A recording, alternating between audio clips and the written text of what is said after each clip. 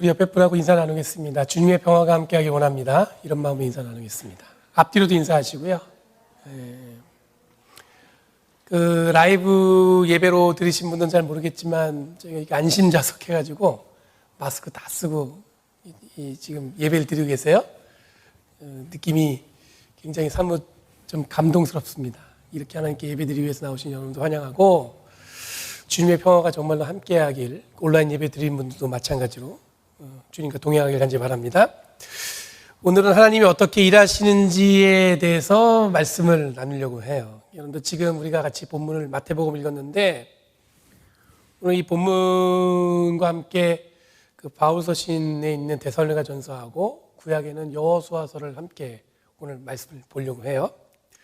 우선 여러분들 하나님이 일하신다, 이거에 대해서 한번 생각해 보길 바랍니다. 여러분, 하나님이 일하신단 말은 보통 우리가 어떻게 얘기하냐면 하나님이 역사하신단 말만 쓰죠. 근데 여러분, 역사라는 뜻은 무슨 뜻이냐면 토목이나 이 건축 따위 공사를 할 때 역사란 말을 써요. 그 한문이 그렇게 돼 있다는 얘기예요. 그러니까 하나님이 역사하신다는 것은 뭐냐면 새롭게 무언가를 세우는 것이 하나님의 역사예요. 그리고 아무것도 없는 곳에 무언가 이렇게 존재를 만들어내는 일, 그런 것이 역사겠죠. 그러니까 여러분, 우리가 가끔 하나님께서 역사하셨습니다, 그 얘기 무슨 얘기냐면 뻔히 일어난 것을 갖고 한 얘기가 아니라 전혀 일어날 것 같지 않은 일들이 일어났을 때, 그리고 전혀 기대하지 못했던 것들이 딱 펼쳐졌을 때 우리가 그런 고백을 하죠. 또 여러분들이 간절히 하나님께 기도하면서 하나님이 나의 삶을, 우리의 모습을 하나님이 바로 세우시길 원하는 그런 마음으로 기도했을 때, 또 그것이 이루어졌을 때 우리가 그렇게 얘기하죠. 하나님이 역사하셨구나.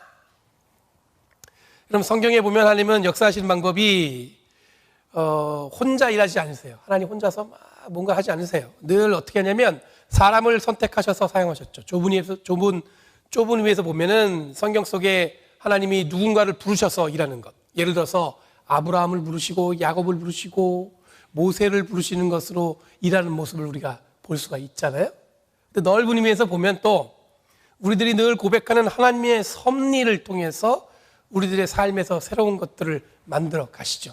그때는 여러분, 하나님께서 직접 구약에서는 사람을 불러갖고 모세야 모세야, 야곱아 야곱아, 그렇게 음성을 들려주시는데, 요즘에는 여러분 하나님이 어떻게 하세요? 우리가 신앙생활 할 때 하나님의 섭리 가운데 우리의 삶이 놓여있음을 고백할 때가 있잖아요. 내 삶을 돌아보면 이게 하나님의 섭리 아니고서는 어떻게 내가 이 자리에 있을까? 그리고 앞으로의 삶을 또 기대하는 건 뭐예요? 앞으로의 내 삶은 어떻게 하나님의 섭리 가운데 있을 수 있을까? 그런 기대를 하게 됐죠. 그런데 우리 이런 질문이 생길 수가 있습니다. 하나님이 일하시고 하나님이 섭리하시는데 왜 내 삶에는 고난이라는 것이 자리할까? 그럼 예수 믿는다고 해가지고 삶이 늘 이렇게 완벽하게 내가 원하는 대로만 되는 경우가 많이 경험하시나요?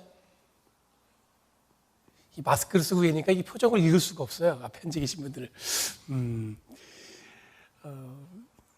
보통 그렇지 않죠. 제가 왜 이런 얘기를 드리는지 그 의도를 잘 알고 계시죠?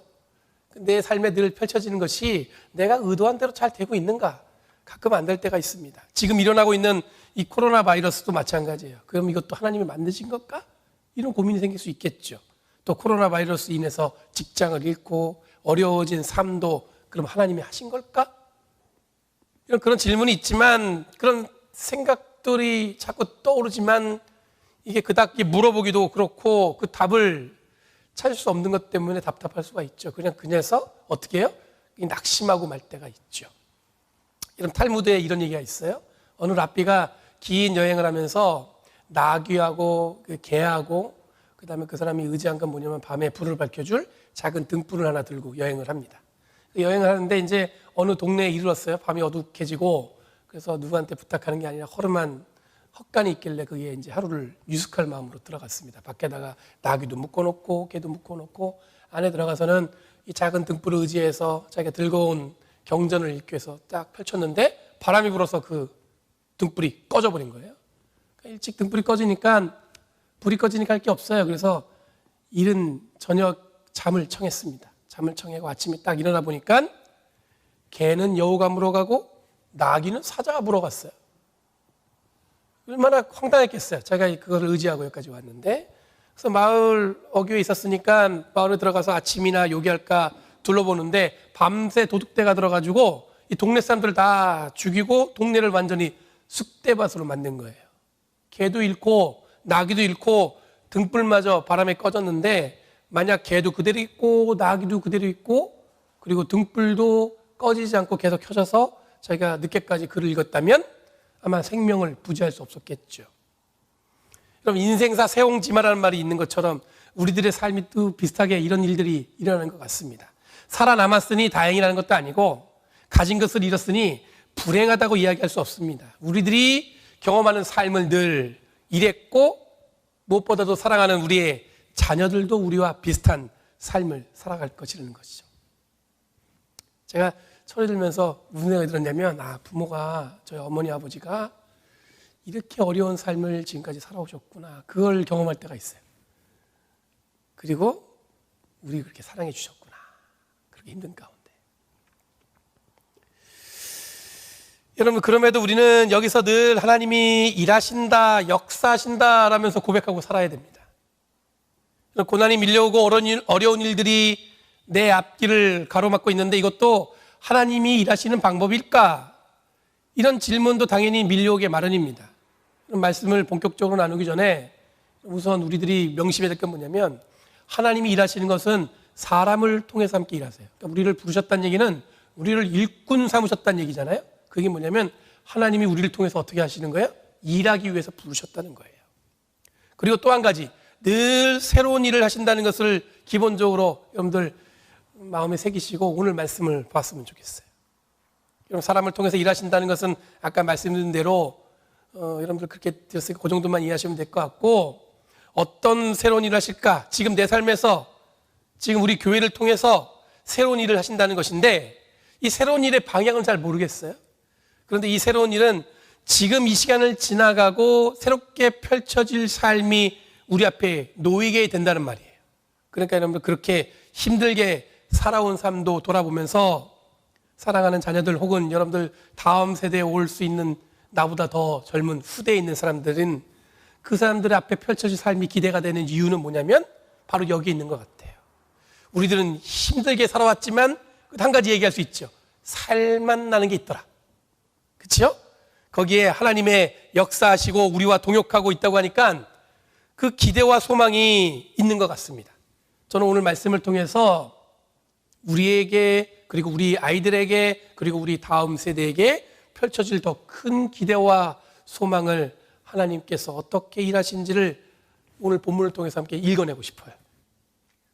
오늘 읽은 본문을 보면 여러분들 예수님이 제자들과 그리고 예수님을 따르던 무리들에게 전하는 말씀입니다. 지금까지 우리들이 함께 읽은 마태복음은 주로 예수님께서 바리새인과 율법 교사들을 날카롭게 지적하는 본문들을 읽어왔어요.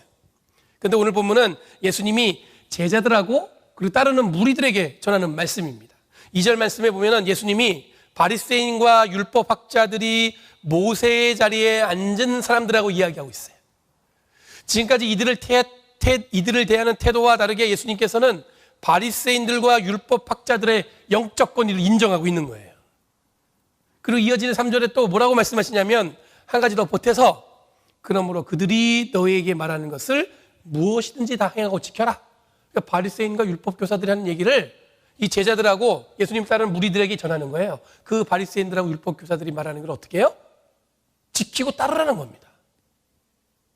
기존까지는 여러분들 어떻게 했냐면 예수님이 그 바리새인과 율법교사들을 지적하고 아주 그들을 잘못됐다고 계속 말씀하셨어요. 그런데 오늘 본문에서는 제자들과 무리들한테는 뭐라고 말씀하시냐면 그들이 말하는 것을 잘 지키라는 거예요.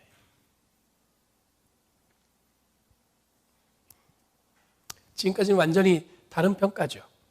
그런데 이어지는 본문에 또 이렇게 말씀하세요. 뭐라고 말씀하시냐면 그러나 그들의 행실은 따르지 말아라. 그들은 말만 하고 행하지는 않는다. 이런 바리새인과 율법학자들이 말하는 것은 듣고 따르는데 그들이 행하는 행실은 따르지 말라는 거예요. 이유는 이들이 말만 하고 행동하지 않기 때문이라는 것입니다. 저는 개인적으로 이 한 문장이 이 한 주간 동안 제 가슴에 굉장히 오랫동안 머물렀습니다. 이 말씀을 준비하면서 이 말씀 한 절이 계속 메아리치듯이 제 가슴 속에서 계속 돌아다녔어요. 이 문장을 조금 바꿔서 생각해 보면 이럴 수 있습니다. 목사가 이 영적인 권위를 인정받을 수 있어요. 그런데 살아가는 행위는 절대로 본받지 말라고 얘기하시는 것 같아요. 왜냐하면 말하는 것과 행동하는 게 틀리기 때문이다. 여러분들이 이런 목회자와 함께 신앙생활할 수 있겠어요? 목사님 앞이니까 뭐 답은 안 하시고 눈빛만 피하시고, 솔직하게 말씀드리면 그렇죠? 저 같아도 그렇게 쉽지 않을 것 같아요. 여기에 목사가 아니라 다른 직분은 넣을 수 있어요. 집사는, 권사는, 장로는, 거기에 여러분들 뭐 여러 이름을 넣을 수가 있죠. 속장은, 속회 인도자는, 소그룹 리더는, 뭐 이런 것들 넣을 수 있어요.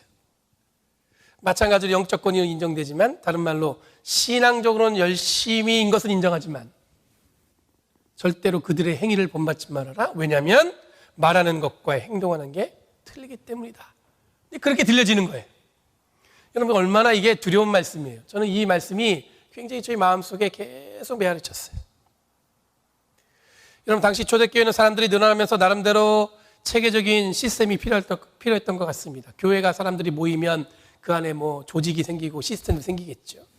그러니 바리새인이나 율법학자와 비슷한 역할을 하는 이 공동체 안에서, 이 교회 안에서 그런 일을 해야 할 사람도 있었겠죠. 뭔가 누군가를 가르쳐야 되고, 누군가의 리더가 돼야 되고, 누군가를 이 가이드하면서 여러분들 그 자리를 잘 갈 수 있게, 신앙을 잘 훈련받을 수 있게 인도할 사람이 필요했겠죠.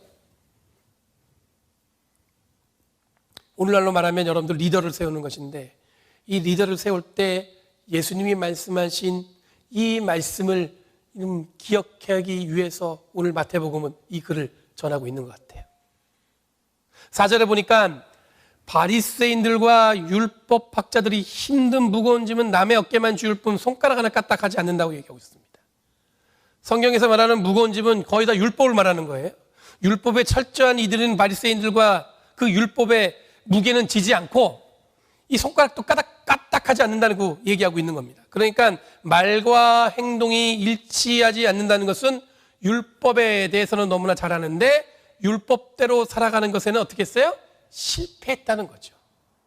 아는 건 많아요. 그런데 여러분들 정말로 그렇게 삶을 살아내는 것은 실패했다. 이런 말하는 것과 행동이 일치하지 않으면 그 안에 하나님의 역사도 일어나지 않습니다. 이것은 오늘날 우리에게도 마찬가지예요. 말하는 대로 살지 않는 교회 안에서는 하나님이 역사하시겠어요? 그렇지 않습니다. 이어지는 본문에 말하는 것만 잘하는 이들은 자기를 드러내는 것에는 열심입니다. 자기를 어떻게 부르냐를 중요하게 여겨요. 어떻게 대접받느냐가 중요하다는 거죠. 하나님은 대접받으려고 하는 자를 통해서 역사하시는 것이 아니라 오히려 섬기는 사람을 통해서 역사하십니다. 그래서 11절 말씀에 뭐라고 말씀하시냐면 으뜸 가는 사람이 섬기는 사람이다, 이렇게 말씀하고 있는 이유가 바로 여기 있는 거예요. 예수님을 믿는 모든 사람이 해야 할 일은 뭐냐면 섬김 외에는 다른 것이 없어요. 그러니까 예수님은 이것들을 제자들과 따르는 무리들에게 당부하고 있는 거예요. 그 당시에 교회 안에 초대교회에 세워진 리더들에게도 얘기하고 있는 거예요. 다른 거 중요하지 않다. 자기들의 이름을 드러내는 것도 중요하지 않고 뭐가 중요해요? 교회 공동체는 서로가 서로를 섬기는 관계라는 거예요. 이를 통해서 하나님이 어떻게 해요? 일을 하시는 거죠. 서로 섬길 수 있어야 일을 하시는 거예요. 그럼 데살로니가전서 2장에 보면 바울이 이 데살로니가 교회에 가고 싶어하는 장면이 등장해요. 그럼 지난번에 한번 데살로니가전서 말씀을 나눈 적이 있는데 이 데살로니가 교회가 바울이 한 3주 정도 머물렀어요. 그리고 복음을 전했는데 믿음의 소문이 날 정도로 교회가 굉장히 성숙해지고 성장했다는 소문을 들었습니다. 그러니까 바울이 얼마나 궁금했겠어요. 왜냐하면 자기가 단지 3주밖에 안 머물렀는데 어떻게 이들이 이렇게 믿음의 소문이 났을까. 그런데 2장 18절 말씀에 보면 바울이 2번이나 데살로니가 교회에 가려고 했는데 사탄이 2번이나 방해를 해서 가지 못했다고 이야기하고 있습니다. 이런 바울이 데살로니가 교회에 가고 싶었던 이유는 다른 게 아니라 너무 짧은 시간에 이 복음을 전했는데 아직도 데살로니가 교회가 연약할 거라는 그런 걱정이 있었던 것 같아요. 마치 물 밖에 내놓은 아이들 같은 그런 심정으로, 그 걱정하는 마음으로 이 바울은 이 데살로니가 교회 가서 그들이 무엇이 어렵고 무엇이 가장 고난스러운지를 듣고 그거에 대해서 가르치고 싶었던 게 바울의 마음이었던 것 같습니다. 그래서 대신에 자기가 못 가니까 디모데를, 신뢰했던 디모데를 보냈어요. 3장에 보면 디모데가 데살로니가 교회에서 굉장히 그 교회가 갔다 와서 보니까 든든히 자라고 있고 박해의 어려움 속에서도 신앙이 흔들리지 않는다는 소식을 바울에게 전해왔습니다. 이 소식을 들은 바울이 편지를 통해서 이 데살로니가 교회에다 고백하는 거예요. 2장 9절 말씀에 보면 뭐라고 얘기하냐면 밤낮으로 어떤 대가를 바라지 않고 데살로니가 사람들에게 전심을 다해 복음을 전했다고 얘기하고 있어요. 바울은 단지 3주밖에 안 머물렀지만 그 교회에, 그 데살로니가 교회 그 지역에다가 복음을 전하기 위해서 허투루 대충 복음을 전한 게 아니라 정말 자기의 생명을 다해서 전심을 다해서 복음을 전했다고 얘기하고 있어요. 그리고 데살로니가 교회 성도들을 대할 때도 최대한 경건한 모습으로 마음가짐을 철저히 준비해서 복음을 전했다고 이야기하고 있습니다. 11절 말씀에 바울이 아버지가 자녀에게 하듯 자기도 데살로니가 사람들을 하나하나 대했다고 고백하고 있어요. 자기가 들어보니까 그 디모데가 들어주는 얘기 보니까 이게 너무 감사한 거예요. 그들한테 격려되고 싶고 자기 마음, 내가 가고 싶었지만 못 가는 마음을 전하면서 뭐냐면 그때 3주밖에 안 있었지만 내가 정말 생명을 다하고 목숨을 다하고 복음을 전했고 최대한 내 마음가짐을 준비해서 복음을 전했다고 이야기하고 있어요. 바울이 그만큼 정성을 들였다는 겁니다. 근데 그렇게 정성을 들인 이유는 딱 한 가지예요. 12절 말씀에 뭐라고 얘기하냐면 하나님께 합당하게 살아가게 하려는 것. 이 한 가지 이유 때문에 최선을 다해서 복음을 전했다고 얘기하고 있어요. 그리고 마지막에 덧붙여서 말씀하기는 뭐라고 말하냐면 데살로니가 교인들이 바울이 복음을 전할 때 13절에 어떤 마음으로 이 사람들이 받아들였냐면 사람의 말로 받지 아니하고 하나님의 말씀으로 받아들였다라고 이야기하고 있어요. 바울도 열심히 했지만 그 복음을 받아들이는 데살로니가 그 성도들의 마음은 어땠냐면 바울이 하는 얘기를 사람이 하는 얘기로 듣지 않고 어떤 얘기로요? 하나님이 나에게 말씀하시는 말씀으로 받아들였다는 거예요. 여러분, 우리가 단지 3주 만에 어떻게 이 데살로니가 교회가 특별하게 믿음의 소문이 날 수 있을까 이 궁금하던 차에 제가 이 말씀을 보면서 깨달았어요. 이 원칙이었구나. 여러분, 하나님이 똑같이 역사하실 텐데 어떤 교회는 100년이 지나도 50년이 지나도 믿음의 소문이 나기는커녕 오히려 교회에 문 닫지 않는 게 신기하다고 이야기하는 시대에 살고 있어요.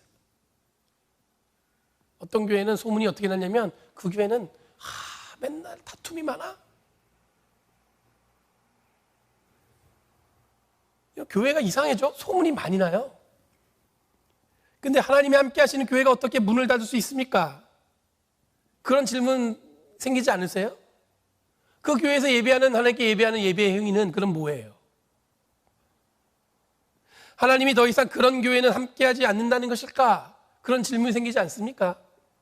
근데 지금 나눌 말씀을 통해서 우리들이 확인할 수 있는 건 뭐냐면 복음을 전하는 사람도 열심히 최선을 다했지만 받아들이는 데살로니가 교인들도 허투루 듣지 않고 사람이 이야기하는 것이 아니라 하나님이 말씀하시는 것으로 들었기 때문에 믿음의 소문이 날 수 있었다는 거죠. 하나님은 변함없이 일하십니다. 우리와 함께 역사하십니다. 그런데 우리들이 하나님과 일하는 것으로 생각하지 않고 사람의 능력에 의지하고 사람이 만들어 놓은 형식에 치우치면 하나님의 일이 곧 사람의 일로 변질되어 버리는 거예요. 그러니까 교회 안에 뭐예요? 능력을 발휘하지 못하는 거죠. 하나님은 우리와 늘 변함없이 일하는데 교회에 있는 성도들은 뭐예요? 하나님하고 일하지 않고 누구하고 일해요? 사람의 지혜로만 일하려고 해요. 사람의 생각으로만 일하려고 해요. 여러분, 구약으로 넘어가서 여호수아를 함께 보면 여호수아서 3장 7절에서 17절 말씀에 하나님이 이 여호수아를 부르시고 세우는 장면이 등장해요. 그럼 출애굽은 모세와 함께 거창하게 시작됐죠. 출애굽을 한 후 광야에서 한 40년을 지내고 마침내 약속의 땅, 적과 꿀이 흐르는 가나안 땅에 이제 들어갈 일만 남은 거예요. 다 됐어요. 요단 동편에다가 진을 치고 이제 요단강을 건너서 가나안 땅으로 들어가기만 하면 되는 거예요. 그런데 이때 하나님이 모세가 아닌 여호수아를 부르십니다. 그럼 출애굽 1세대가 이제는 저물고 출애굽 2세대가 하나님의 역사를 이제 동역하게 된 거예요. 인간적으로 보면 여러분들 모세가 치근하죠. 왜냐하면 지금까지 여기까지 잘 끌고 왔는데 이 목적지가 바로 코앞이에요. 가나안 땅 앞에 자신의 모든 권위와 책임을 내려놓고 다음 세대인 여호수아에게 그 자리를 물려주는 거예요. 인간적으로 생각해 보면 어떻게 해서든 모세가 이 일을 마무리하게끔 해주는 게 도리처럼 느껴지죠. 지금까지 고생한 모세를 잘 세워드려야 하는 것이 옳다고들 여기죠. 그런데 하나님이 모세 대신에 여호수아를 세웁니다. 그리고 그것도 어떻게 말씀하시냐면 모세에게 함께 하셨던 대로 하나님이 어떻게 해요? 여호수아에게도 함께 하신다고 말씀하고 있어요. 하나님의 역사는 여러분들 한 사람만 붙들고 일하지 않습니다. 다음 세대, 조금은 부족하다고 느껴지는 다음 세대를 붙들고 새로운 사역을 준비하세요. 이런 기성세대, 여러분들 기존에 이렇게 나이를 먹으면 점점 어떤 마음이 생기냐면 나이 어린 젊은 사람들한테 일을 맡기면 저 사람들이 잘할 수 있을까 걱정하죠. 이런 부족한 게 걱정할 때가 있습니다. 그런데 여러분들 부족하면 부족한 만큼 하나님의 능력이 채워주실 것이라는 믿음이 있어야 되는 거예요. 생각해 보니까 제가 걱정할 게 아니더라고요. 하나님이 능력을 채워주시면 되는 거지. 사람의 판단으로 봤을 때는 부족하다고 생각하지만 하나님의 능력을 채워주시면 되는 거지. 우리가 늘 그렇게 믿고 살았는데 결정적인 순간은 뭐예요? 내 생각이 맞다고 생각하는 거야. 내 판단이 맞다고 생각하는 거예요. 얼마 전에 몇 분은 목사님들하고 통화한 적이 있어요. 저희들도 목사님들이 자주 이렇게 만나다가 못 만나니까 이제 전화로 안부 전화를 많이 해요. 그때 한 목사님이 한인교회의 심각성을 이야기하십니다. 그러면서 대부분 한인교회들이 고령화되고 있다고, 나이가 다 많다고, 그러면서 한번 보라는 거예요. 다른 교회, 이런 교회 다. 아무래도 자기가 은퇴할 때 자기가 지금 목회하는 교회도 문 닫지 않을까 이런 생각을, 그런 걱정을 저하고 나누셨어요. 가끔 은퇴하시는 목사님이 행정적으로 은퇴하고 한국에서는 자녀한테 교회를 세습하거나 혹은 새로운 담임 목사를 모셔놓고는 소위 이 섭정이라는 걸 하죠. 담임 목사님을 새롭게 청빙하셨는데 그 뒤에서 그 원로 목사님이 모든 걸 조종하는 걸 종종 볼 때가 있어요. 그 이유는 뭐냐면 아직 누군가에게 이 교회를 맡기기에는 못 믿어서 그런 것인지 모르겠습니다. 그러니까 그 자리를 내어놓는 것이 쉽지 않아서 아마 종종 이런 경우를 볼 때가 있어요. 마찬가지로 대부분의 교회에서 중요한 결정을 할 때는 어떤 민주적인 어떤 방법으로 하는 게 아니라 소수의 교회 원로들이 결정하는 경우가 있어요. 저희 교회가 그렇다는 게 아니라 제가 미국 목사님들하고도 얘기해 봤더니 미국 목사님들도 목회할 때 가장 힘든 게 뭐냐면 그 교회 열쇠 쥐고 있는 분 거의 90이 다 되셨는데 그 열쇠를 안 놓으신대요. 그것 때문에 교회에서 이런 뭡니까? 리더십도 그렇게 바뀌지 않고 그러다 보면 교회가 계속 정체된 느낌을 계속 준다는 거예요. 여러분 사람들의 마음이라는 게 자기가 맡아온 일들을 다음 세대에 잘 물려주었다는 이야기가 여러분들 참 듣기가 힘든 그런 이야기를 볼 수가 있어요. 교회는 성장하면서 동시에 개혁도 함께 이루어져야 됩니다. 늘 새롭게 새로운 일을 위해서 기존의 방법이 아닌 전통을 지키되 새로운 시대에, 새로운 세대와 새로운 시대에 맞는 이 복음 사역을 위해서 노력해야겠죠. 여러분 기억나신 분들이 있겠지만 우리가 처음에 출석했던 교회하고 지금의 교회하고 분위기가 완전히 다르죠. 예전에는 찬양할 때 피아노 하나면 됐어요. 부흥회 하면 큰 북 쳤지. 그렇죠? 그런데 요즘에는 다양한 악기로 찬양을 합니다. 그리고 컴퓨터를 이용한 이 프로젝터를 사용할 때 이거는 이제 굉장히 보편화됐어요. 이전에는 굉장히 파격적이었습니다. 자칫 성경을 안 들고 다니면 어쩌나 하는 그런 걱정들을 했던 기억이 나요. 근데 지금은 이젠 이게 필수가 됐어요. 그리고 여러분들은 이제 교회에 와보시면 아시겠지만 저 뒤가 굉장히 복잡해졌어요. 라이브 예배를 하니까 카메라에 또 이런 장비가 있다 보니까 예전엔 2사람이 그 일을 했다면 이제는 3, 4, 5명이 일을 합니다. 굉장히 복잡해졌어요. 왜냐하면 시대가 바뀌었으니까 그게 맞춰서 우리가 노력을 하면서 그게 맞춰가고 있는 거겠죠. 여러분 하나님이 일하시는, 역사하시는 또 다른 방법 중에 하나는 뭐냐면 하나님은 늘 새로운 시대에 맞는 새로운 사람을 준비하시고 새로운 계획들을 늘 만들어 가신다는 얘기예요. 예수님이 이것을 새술은 새 부대에 담아내야 된다고 말씀하셨습니다. 그러니 우리들은 늘 새로운 부대를 준비하고 새로운 세대의 새로운 평신도 리더를 준비해야 되는 거예요. 여러분, 예전에 우리 교회는 그렇게 했었어요. 그것도 지켜야 될 건 지켜야 되지만, 여러분, 우리가 시대가 바뀌고 뭔가 분위기가 바뀌었다면 그 새로운 것을 어떻게 준비해야 될까, 이것도 함께 고민하는 것도 우리가 할 굉장히 중요한, 하나님과 역사하는 일에 중요한 일이겠죠. 여러분, 정리해보면 첫 번째, 하나님은 늘 우리와 함께 일하시는데 말하는 것과 행동하는 것이 일치함으로 일을 하게끔 하십니다. 만약 이것이 준비되지 못하면 그 안에선 하나님의 역사가 일어나지 않습니다. 말하는 것하고 행동이 따르지 않는데 어떻게 하나님이 역사하시겠어요? 또한 서로 섬김의 기쁨이 있는 곳에 하나님이 특별하게 역사하십니다. 섬기려는 마음보다 대접받겠다고 하는 마음이 큰 곳에 있다면 그곳에는 여러분들 하나님이 역사하지 않죠. 만약 교회가 이런 일도 넘쳐나면 그 교회에서는 정말로 하나님의 역사를 찾아볼 수 없을 거예요. 사람이 어떻게 일을 하냐에 따라서 그 분위기가 많이 바뀌겠죠. 두 번째로는 하나님이 역사하시는 곳에는 복음을 전하는 사람도 최선을 다하고 그 복음을 사람이만이 아니라 하나님이 말씀하는 것으로 받아들이는 곳에서 하나님은 역사하십니다. 그럼 데살로니가 교회가 3주의 복음 사역으로 믿음이 큰 소문이 난 이유는 뭐냐면, 바울도 복음을 최선을 다해서 전했지만 바울이 전한 복음을 사람이 아니라 하나님의 말씀으로 데살로니가 교인들이 받아들였기 때문에 하나님의 역사가 일어난 거예요. 세 번째로, 하나님은 늘 새로운 사역을 위해 새로운 일꾼들을 준비하십니다. 지금까지 열심히 하신 분들의 열매는 자신의 삶에서 반드시 생겨야 하는 것이 아니라 그 희생과 노력으로 바로 그 다음 세대에 그 열매를 경험할 수 있는 거예요.